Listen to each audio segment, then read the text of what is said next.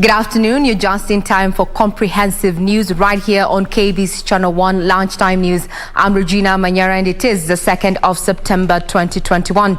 My counterpart right at the bottom of your screen is none other than Madam Lucy Maura. Now, to those stories that have been making headlines so far, you can now call a hotline number 719 to report any cases involving malpractices in the administration of the COVID-19 vaccines.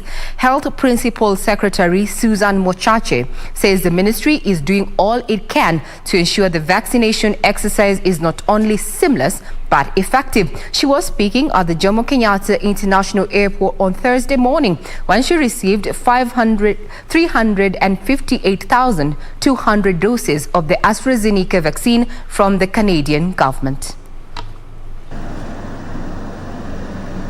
Kenya has received a major boost in its war against the coronavirus pandemic following a donation from Canadian government of 358,200 doses of AstraZeneca vaccine. The plane carrying the vaccine touched down at Jomo Kenyatta International Airport Thursday morning. Health Principal Secretary Susan Mochache lauding the Canadian government for collaborating with Kenya in ensuring the war against the COVID-19 pandemic is won. On a robust, sustained vaccination campaign against COVID-19. Therefore, this donation certainly and obviously could not have come at a much better time. The PS warning rogue facilities administering vaccines to Kenyans without the authorization of the ministry. She says the crackdown on such facilities will continue and those found their licenses will be revoked. We are not interested to see more facilities because it costs. It will cost you your career as a health worker. It will cost you a license as a health facility. So that is a continuous process. All the vaccines that we have in this country are offered free of charge to the citizens. Acting Canadian High Commissioner to Kenya, David Anthony, expressed his country's commitment in enabling Kenya put its foot forward in the fight against the deadly virus. For Canada, we strongly believe that no one is safe in this pandemic until everyone is safe. Canada recognizes that COVID-19 poses a unique and truly global challenge. It is in our common interest to work together to defeat this pandemic as a global community.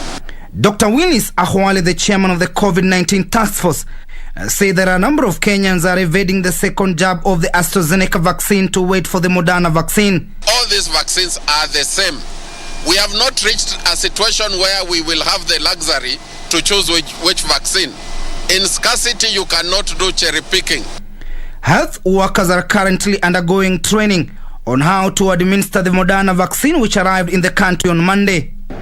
The arrival of the consignment from Canadian government containing 450,000 doses of AstraZeneca vaccine is a great milestone and a step in the right direction in intensifying war against COVID-19 pandemic that has caused death, destabilized and ravaged the economy of this country. From Jomo Kenyatta International Airport, I'm Timothy Kipnusu. The government of Kenya, they're ramping up the capacity in as far as the COVID-19 vaccination exercises are concerned. Now, off to Nakuru, where Narok and Nakuru county leaders have identified an equal distribution of forest resources as a main trigger of perennial skirmishes in the region. The leaders, who met in a bid to find a lasting solution to protracted tension that has so far left 7 people dead in the recent past, urged the local communities to share their resources. Speaking at the Likia settlement scheme where 2 counties border each other, representative drawn from the main communities in the area expressed concern that an equal distribution of resources remain a key trigger to fighting.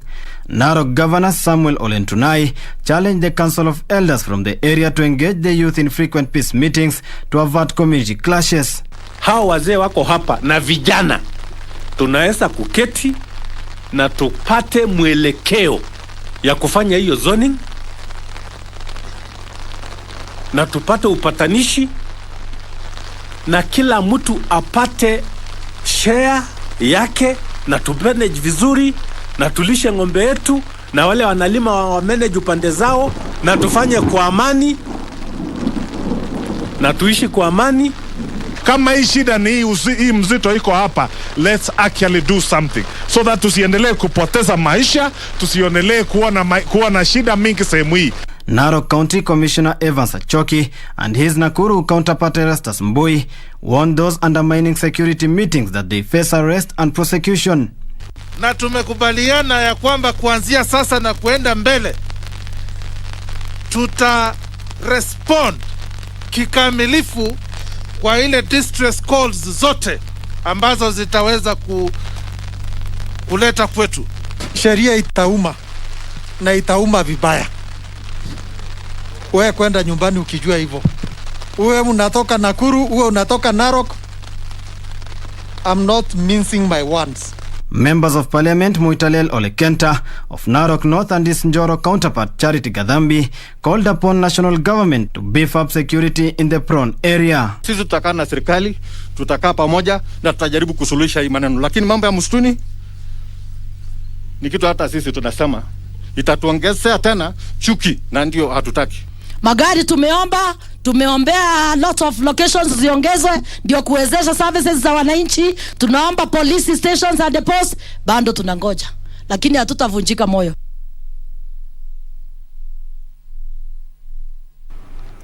Still on matters security, the government has moved to establish a new police station at Gatongora village of Roiro, Kiambu County in a bid to address cases of insecurity in the area. Gatongora police station is being set up in an area that has been mapped up as a crime-prone area following a surge of murder, muggings, cattle theft and robbery with violence. The locals say that since the onset of COVID-19 in the country, at least 7 people from Gatongora village have been killed by criminals. Hapa kunakuwa na mauaji ya watu wa motorbike hapa. Kazi hauwezi fanya jioni, unasumbuliwa na wakora hapa. Lakini naona venye station imejengwa hapo, tutakuwa tumenufaika na hii station sababu bado itakuwa inatusaidia na mambo ya security. Watu wanauawa sana watu wa pikipiki wanauawa na jia ya unyama, unaona. Area MP Simon Kingara says the police station will be done in phases with a hope to bring administration and government service providers closer to the people and for improved security. Mlandu wa kwanza ni shukuru serikali kwa sababu wametupatia ruhusa ya kujenga police station. It is gazetted police station hapa Gatongora police station, na vile vile wametupatia gari kwa steady by. Tukimaliza mjengo tu mambo itaanza, askari tumepewa na tukaonelea vile iko karibu na ofisi ya chief, tutajengea chief hapa kando. The MP attributed the rising insecurity to population growth, resulting in high rates of unemployed youth and misuse of drugs. Tumekuwa na uvutaji bangi, walagai wanauzia watoto wetu bangi hata kwa mashule. Walagai wanaendelea hata kuuza hizi dawa za kulevya kwa mashule. For Lunchtime News, I'm Nisi Imano Okoth. On to matters of politics, where the Northern Kenya political leaders have pledged to form a new political alliance that will provide the arid and semi-arid region with a unified voice at the national level. Now, led by Treasury Cabinet Secretary Ukur Yatani, the leaders said the movement will bring together like-minded leaders keen on seeing ourselves on the decision-making table at the national level. The meeting endorsed a Treasury Cabinet Secretary as a Northern Kenya spokesperson. Ya kwamba lazima tuwe na movement ambaye italeta sisi wote pamoja ili tuwe na hiyo vyeko ambaye itatuhakikisha ya kwamba sisi watu wa kutoka hiyo sehemu tuko kwa meza. Hatuwezi kuwa kwa menu kila wakati. Na tumekubaliana ya kwamba ni muda mrefu ya kwamba tumekuwa part of menu, lakini leo tumesema hatuwezi kuwa menu. Sisi tuna support, tunaunga mkono rais wetu Uhuru Muigai Kenyatta, na movement yote ya pastoralists lazima ijulikane katika kila pahali bila matatizo. Tunaona kila kabila imeanza kujitenga. Sisi ni wafugaji, Hakuna mtu anataka sisi, tumeamua kwa President Uhuru kwa sababu ndio anatutaka. Sisi hatuna mambo mawili. Asante. That the leaders of arid and semi-arid lands recognize the need to speak with one political voice on behalf of their respective electorates. Further, affirm as leaders of ASAL areas the embracing of a new model of compassionate leadership, or uongozi wa watu. Declare accordingly the formation of a political movement to be known as the UPIA movement. Proclaim that the UPIA movement will unite residents from ASAL areas to articulate a common political position and objectives for the 2022 elections. We've agreed that today, and we've all unanimously agreed that we are going to take ourselves seriously for the benefit of our people, speak in one voice, and ensure the current ongoing discussions will not be left behind. For all the people here today, we support our President, Honorable Uhuru Kenyatta, and the political direction that's going to give to us.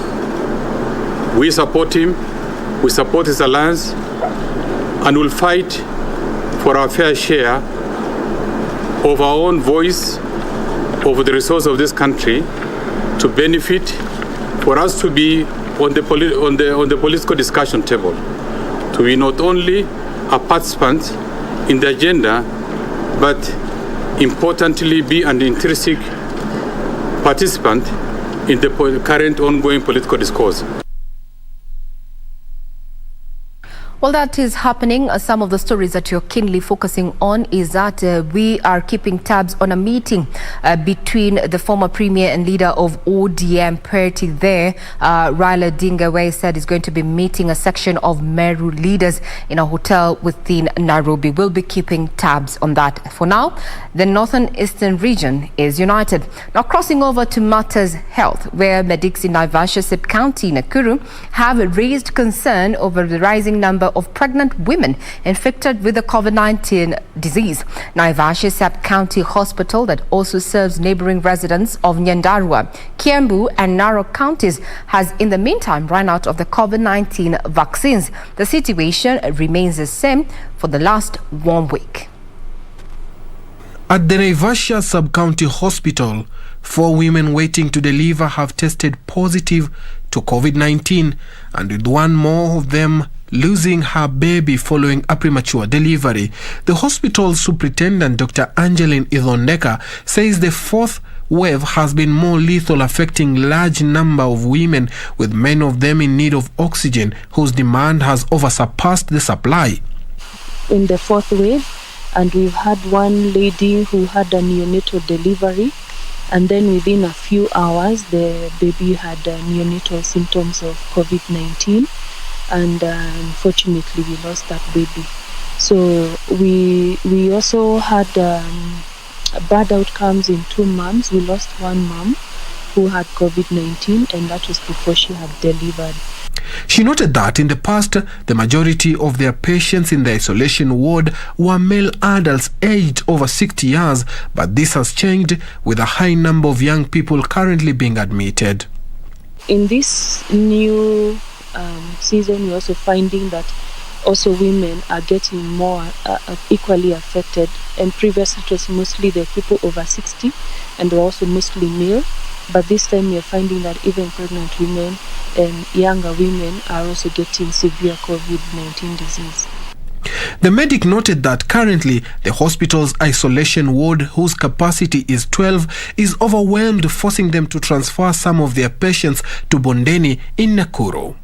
One of the health workers, Janet Wanjiku, who is involved in the ongoing vaccination exercise, singled out the high turnout against low doses as a major challenge. Watu ni wengi na unapata ni mhudumu mmoja tu anahudumia hawa watu.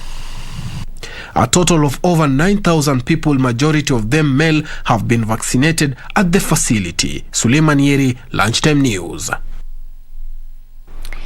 Stakeholders in the health sector are calling for elimination of barriers to access of digital information for the visually impaired. Now, the stakeholders who spoke during Kenya's first ever dinner in the dark for the visually impaired in Nairobi noted that challenges of COVID-19 pandemic have affected people with disabilities who face multiple forms of digital exclusion, such as lack of computer-assistive technology. During Kenya's first ever dinner in the dark for the visually impaired, held at the Trademark Hotel in Nairobi, the need to ensure digital inclusion for the visually impaired could not be overemphasized. I wish to note that today's experience is the first in the series of several events, together with our partners culminating in marking the World Sight Day and World White Day, to be marked on 13th and 14th October 2021.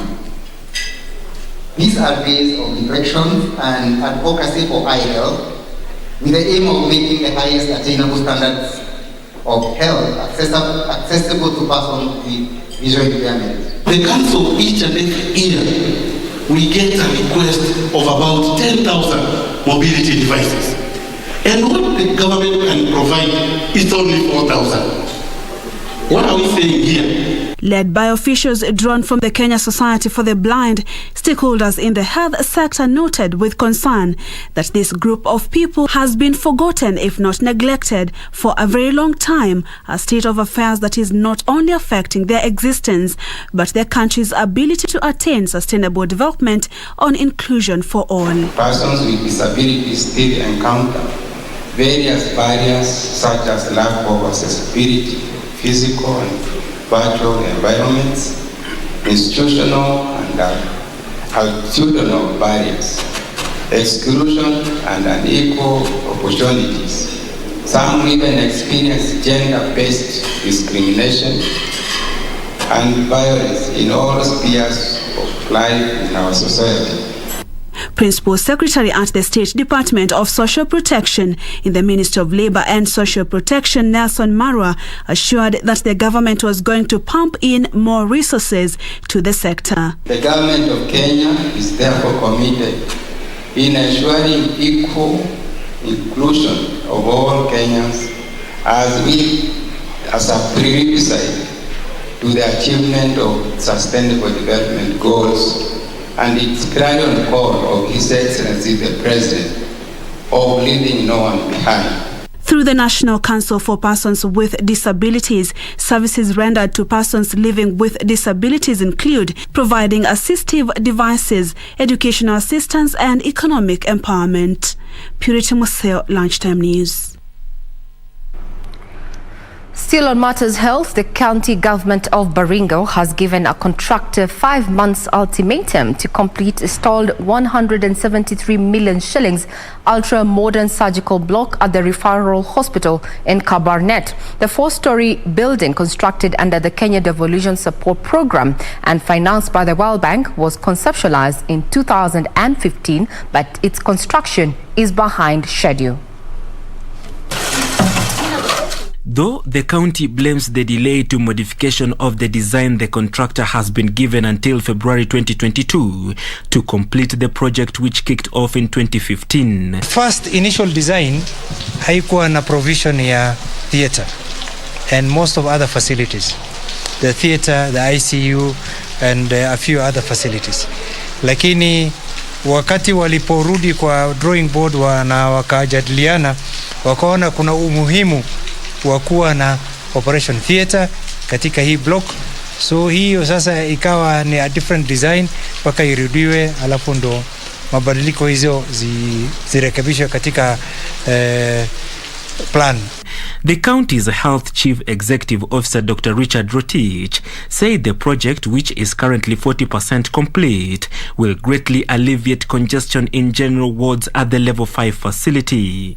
Zile challenges ambayo tulikuwa tumepata hapo mbeleni tulitatua, na sasa project sasa inaanza kuendelea. Contractor alikuwa amepatiwa kumaliza hii mradi by February next year, 2022. The improved design, according to Dr. Rotich, will accommodate more rooms, including the intensive care unit, a theatre, administration block, dialysis center and recovery rooms. The county is also in the process of employing more personnel to man the new facility upon its completion.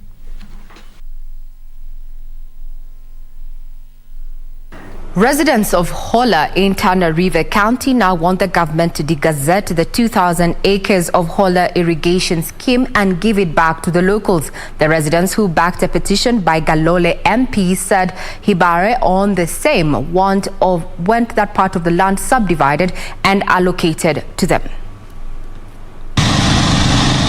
Residents of Hola in Tana River County and area leaders told the Parliamentary Committee on Environment that the idea of degazettement was timely because residents want to settle and get title deeds.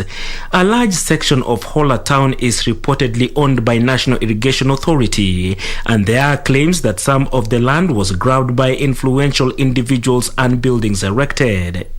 Locals, however, say the National Irrigation Authority has failed to utilize the land allocated for irrigation, and part of it should be degazetted and allocated to them. Mimi nataka katika hiyo petition iwekwe muji ambayo hiyo mahali haitapandwa pamba wala mahindi, lakini hizo miji ziwe recognized, kwa sababu irrigation bila binadamu sio irrigation. Tunataka hiyo ardhi kuwe degazetted, na hiyo mji seneta ametaja mpaka maendeleo. Hii watu, kuna watu wanasumbuliwa na floods, wakae hapo sehemu za maendeleo, sehemu za Rebai, hiyo Matanya, wakae kama Wakenya wengine. According to locals, 6 villages which are homes to some of the victims of the Mau Mau War of Independence are within the scheme. Hii petition ya mheshimiwa ni kilio yetu, amezungumza ni maoni yetu, tafadhali mchukulie uzito na hiyo sehemu hiyo gazetted.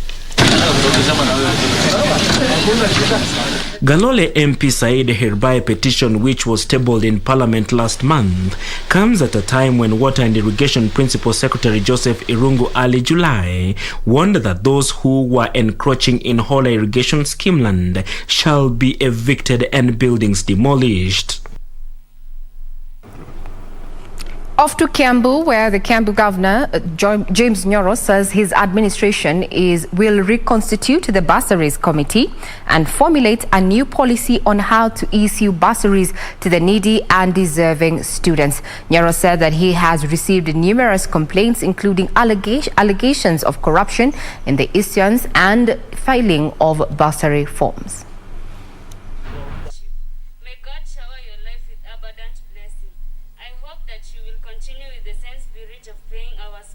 Wengine wetu kama si kusaidiwa hatungekuwa tumefika mahali tumefika. Kwa hivyo you may not know, waheshimiwa, you may not know what you are doing by kusaidia huyo mtoto, lakini maishani mwake atakukumbuka na atakuombea. Ati tunapigana na ufisadi, na ufisadi si ule ya kuiba ile pesa mingi. Ufisadi ni kupea hata mtu ambaye hatakiwi kuchukua hiyo bursary. And this time round I've been discussing with the waziri hapa, na nimemwambia tutafanya 2 things. One thing that we are going to do is to reformulate the bursary allocation committee so that it is more representative.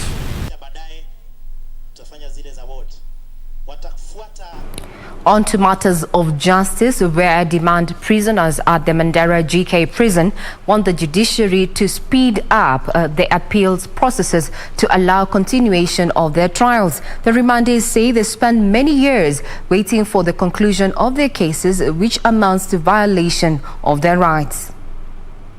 Arimadi, only known as Mohammed, says the process of getting an appeal number is a nightmare, eventually denying the concerned parties a fair trial. Ndera, ile shida tuko nao, tuna watu wa kamba mrefu hapa, tumeandikiwa appeal to commission. Come here just for one way or the other, and we apply and ask for price lenience in the judiciary members for us to be considered while our case are on process, because sometimes Manyara Senior Principal Magistrate Peter Wasike promised that the court is doing all that is possible to ensure the remandees are accorded justice, and it is up to the High Court to speed up the matter. The court has undertaken as the link and the liaison with our High Court in Garissa that we will liaise with the in charge of this prison so that we get those particulars of those people who have lodged their appeals, so that we write directly to the Deputy Registrar in Garissa on the issues of appeals.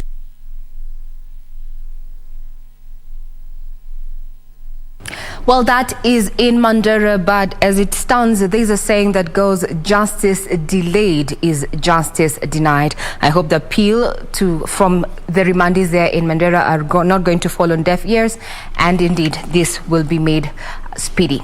Now, we take a quick breather. We'll be right back with what has been making headlines, including why you need to keep or rather save a date with KBC Channel 1 come 4 p.m. Do not go away. We'll be right back.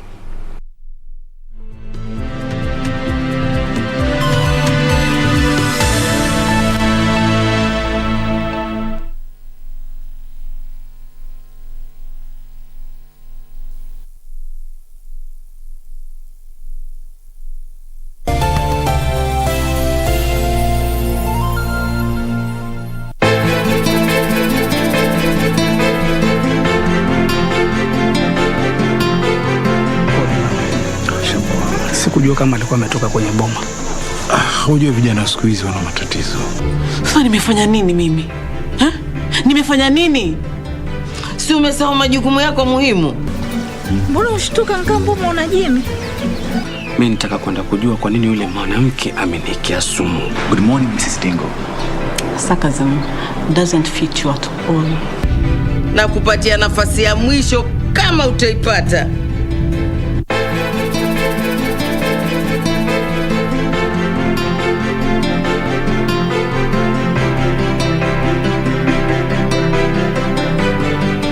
Quiero amarte de una forma diferente, de otro modo. You're so happy because you're not thinking. Do you not realize that the case of Horasha was still wide open? They'll keep investigating till the guilty person is found. Let go of me, Lucio. Let me go! As we all know, this new product is one more source of pride for the company, of which henceforth I am the president. You're mistaken, Cesar.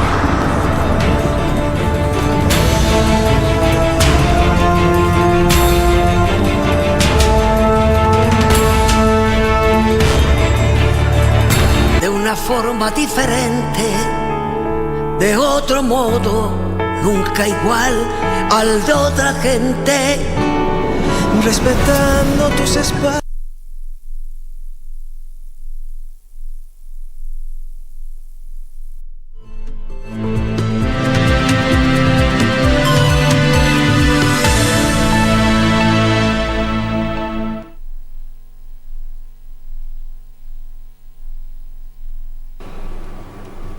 Good afternoon. If you're just tuning in, this is the Lunchtime News at KBC Channel 1. And I'm Regina Manyara. My sign language interpreter is none other than Lucy Mwaura there. Just to bring you up to speed and to remind you that we are streaming live and we welcome your feedback. So far, those who have logged in from Nairobi area, thank you very much. Now we cross over to Nakuru, where the Ministry of Education has directed heads of learning institutions not to send to pupils from poor backgrounds home due to lack of school fees, as the practice was working against the government's 100% primary to secondary school transition policy. Speaking in a mop-up exercise for learners in Nakuru, Principal Secretary, State Department for University Education and Research, Ambassador Simon Nabukwesi, urged school heads to provide a solution to needy students instead of sending them home.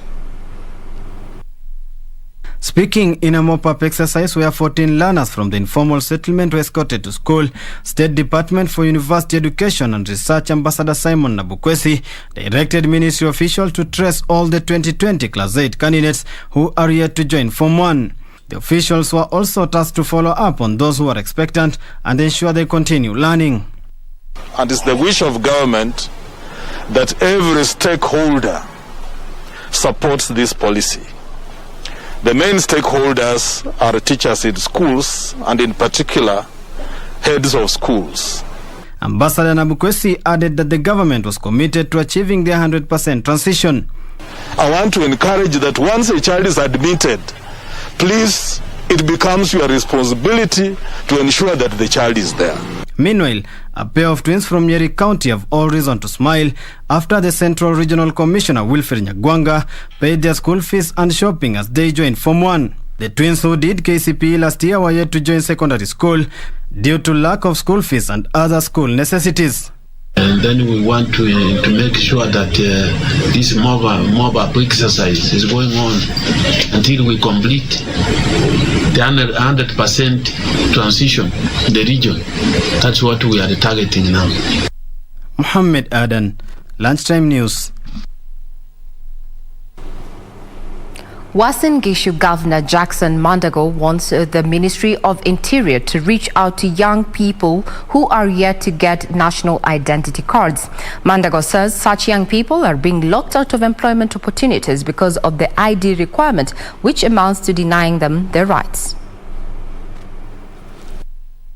Speaking in Soy Sub-County, the governor said that number of young people being locked out of employment opportunities is worrying. Mandago said national identification card was crucial for any young person seeking to acquire driver's licenses and passport, and it was the responsibility of the state to provide the document. Sub-counties zetu zote katika county, hivyo vijana wengi walimaliza form 4 hawana vitambulisho kwa sababu ile program ya kukatia wanafunzi vitambulisho kwa shule ilisimama. Sijui ilikuwaje. He cited a recent initiative by his administration to take young people from the county to Finland for job opportunities, but many missed out as they could not process their passports. Hata sisi kama serikali ya county tulikuwa na mradi ya kupeleka watoto Finland, na tunaona baadhi ya wale watoto tuliselect walikuwa wanahangaika hawajapata vitambulisho.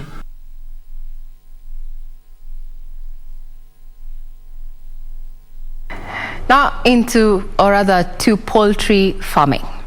Poultry farmers in Machakos have adopted cage farming that is said to have better returns. Farmers who have ventured into the new system says it is profitable and does not require much labor, though experts warn it is detrimental to the welfare of the chicken being reared. Coletta Kalondo Musimi, a farmer from Mbiuni, quit employment to concentrate on the new way of poultry farming taking roots in the area. Coletta said she roughly makes 7,000 shillings a day from 100 crates of eggs. Ikiwa from 1 day old to 3 months, hapo ndio unapatanga challenges. Lakini from there zikianza kutaga mayai asikuangi na kazi mingi, asikuangi na maungonjwa sana. In a day, I normally collect 26 crates. 1 crate has 30 eggs. So, mostly, that is the number of eggs I normally collect. Dr. David Waweru, the County Director of Veterinary Services, confirmed that many farmers are investing on the battery cage system due to lack of returns. It's a new way of keeping birds, especially layers. And it has advantages and disadvantages. Dr. Dennis Bahati, an expert with Africa Network for Animal Welfare, says the system interferes with natural behaviors of the birds, which include nesting, flying, physical movement that lead to metabolic disorders. One thing that is very key with this system is when it comes to welfare concerns, especially on the bird itself. These animals are actually quite confined, and there are quite a number of natural behaviors that are infringed. Number one being they can't move around, and even natural behaviors like nesting and also flapping their wings. It's actually quite constricted.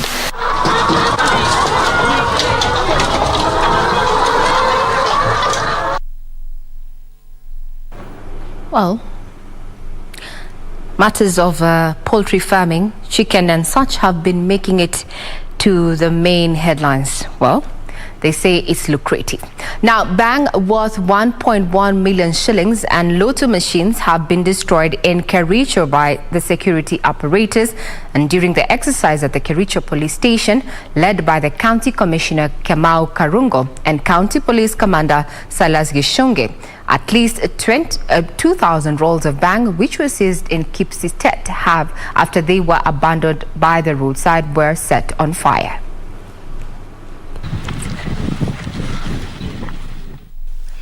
These are the rolls of bang which were seized by police in Kericho. According to Kericho County Commissioner Kamau Karungo, it is suspected that the person hired to transport the drugs might have disagreed with the owner in the process and abandoned the luggage. Transporter na mwenye bangi, mwenye mzigo walikosa kuelewana. Na walipokosa kuelewana, hiyo bangi ikaanza kushukishwa na transporter, pengine ili mwenye mzigo atafute transport ingine. He said one more sack was later found in the same area. It is suspected the bang may have originated from Tanzania or neighboring Nyanza regions. Then later again, the same area, the chief wa hiyo area akaitiwa gunia ingine ilikuwa na tindo 67, lakini tungetaka kusema hii bangi sana inatoka upande wa Tanzania, na upande wa Nyanza ambao tunapakana na hawa. Also destroyed were 63 lotto machines, which were impounded in Brock, Kapsoit and Manyara trading centers. Na bangi, tuko na lotto machines ambazo ni 63 ambazo zimeshikwa area ya Brock, Kapsoit na mahali inaitwa Manyara.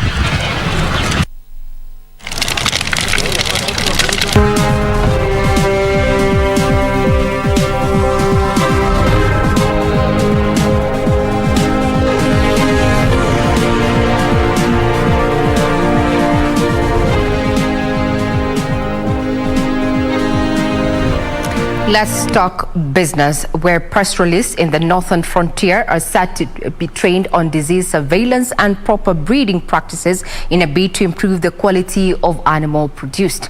Now, the training is part of investments in the livestock value chain in northern Kenya, aimed at increasing herders' earnings through increased livestock production. Herders in the Northern Frontier are being trained in efforts to produce quality animal products that can fetch more in the market. Experts believe that livestock value chain has been dominated by middlemen who offer low prices due to their poor quality livestock.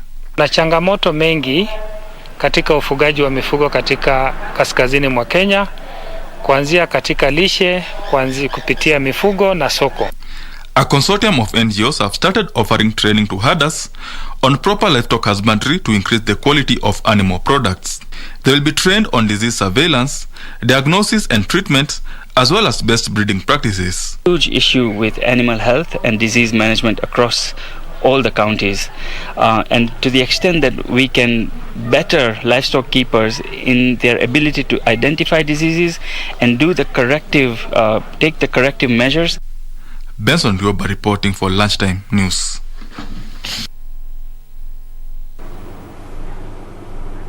The Kenya National Commission for UNESCO has urged the government to embrace artificial intelligence for disaster risk reduction to strengthen disaster prevention approaches. The commission argues that technology is a way to go in dealing with such disasters such as floods and drought. The world is increasingly facing disaster risks in form of, among others, floods, droughts, landslides, thunderstorms, fires and tsunamis.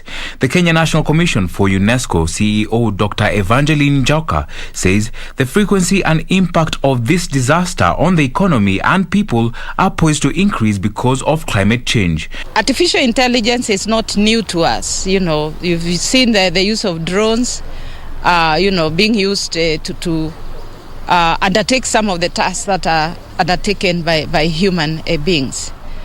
So using this AI chat box, it is envisaged that we shall reduce the risks that occur, when a disaster happens, She is challenging stakeholders in disaster risk reduction to leverage emerging technologies such as artificial intelligence to solve world problems. Once they are trained or they know about the application, they can use the application and report on the disaster management. And this chatbot, it's able to answer questions. You know, citizens can engage.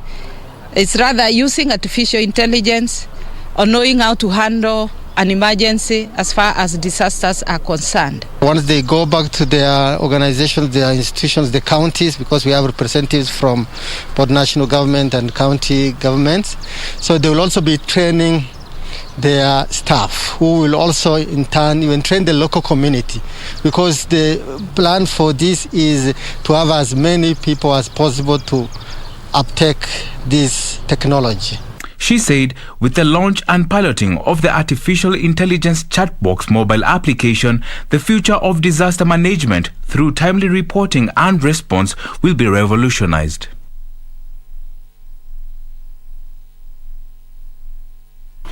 Across the globe, Facebook says it will took part in an effort to help Facebook says it's going to put up effort to help 175 citizens leave Afghanistan after the Taliban took control of the country. The company said some staff members were also on the flight to Mexico City. The Mexican government confirmed the flight was carrying activists and independent journalists along with their families, including 75 children. Details of this and other stories from across the globe. The Mexican government said the group of Afghan citizens comprising of social media workers, activists and independent journalists and their families arrived in the country on Wednesday. Facebook declined to give any further details due to the ongoing security situation in Afghanistan. Multinational companies and organizations have continued to pull out of Afghanistan. 2 weeks ago, Facebook brought in new safety measures for users worried for their safety in Afghanistan as the Taliban continued to cement their grip on power. The company says it will continue to ban Taliban content from its platform as it considers the group to be a terrorist organization. Meanwhile, a branch of McDonald's in Oregon, US, is calling on 14 and 15-year-olds to apply for job vacancies in the restaurant amid a shortage of fast food workers. US job vacancies hit a record of 10.1 million as its economy added more jobs than expected since July. So far, the franchise has seen a spike in applications since making the offer, which complies with American labor laws. This comes as fast food and other outlets across the US struggle to fill vacancies despite COVID-19 restrictions. McDonald's has also announced it will be raising hourly wages to reach an average of $15 per hour at company-owned restaurants across the country. Finally, Beijing-based ByteDance, the owner of TikTok, says it will shrink its financial services unit and that it plans to sell its stockbroking operations amid China's tightening grip on financial technology industry. ByteDance has operations in Hong Kong and mainland China. China has been tightening scrutiny, requiring fintech companies to set up financial holding companies if they meet requirements to do so, as Alibaba's fintech affiliate Ant Group was forced to do earlier this year, a move that tightens capital requirements. Back to the local scene, there was a 12.7% decrease in the overall tax contribution by the banking industry in 2020 to 104.8 billion shillings. This has been attributed to, among others, reduction in the corporate tax rate from 30% to 25% and pay-as-you-earn, higher band from 30% to 25%, as well as VAT from 16% to 14%. Banks are projecting an increase in non-performing loans as businesses struggle due to suppressed business environments blamed on the COVID-19 pandemic. The banking industry is among key contributors of taxes to the government, contributing 27% of all corporate taxes collected in Kenya in 2020. However, in the latest banking sector total tax contribution report, the contribution of banks declined by 1.2% year-on-year in 2020 due to disruptions caused by the COVID-19 pandemic. This was compounded by a decline in corporation tax and pay-as-you-earn after the government reduced their rates from 30% to 25% and from 16% to 14% respectively in efforts to cushion Kenyans from economic shocks caused by COVID-19 disruptions. Loan loss accommodations absorbed 45.7% of non-performing loans in 2020 compared to 40.2% in 2019. The economy experienced a depressed performance and the quality of assets, with provisioning for loan losses increasing by 47.5% to 198 billion from 134 billion in 2019. The government receipts increased by 2% from 2019 to 2020, while in comparison, the total tax contribution by the participating banks declined by 13% from 2019 to 2020. The report indicates that there was a 42% decline in excise duty collected by the banking industry last year due to a directive by the central banks that lenders waive fees on money transfer service between banks and to mobile wallets, as well as balance inquiry charges. I urge you to continue upholding and embracing tax compliance. In addition to being among the top tax compliance sectors in our economy, this sector is a key revenue stream that significantly contributes in domestic revenue collection.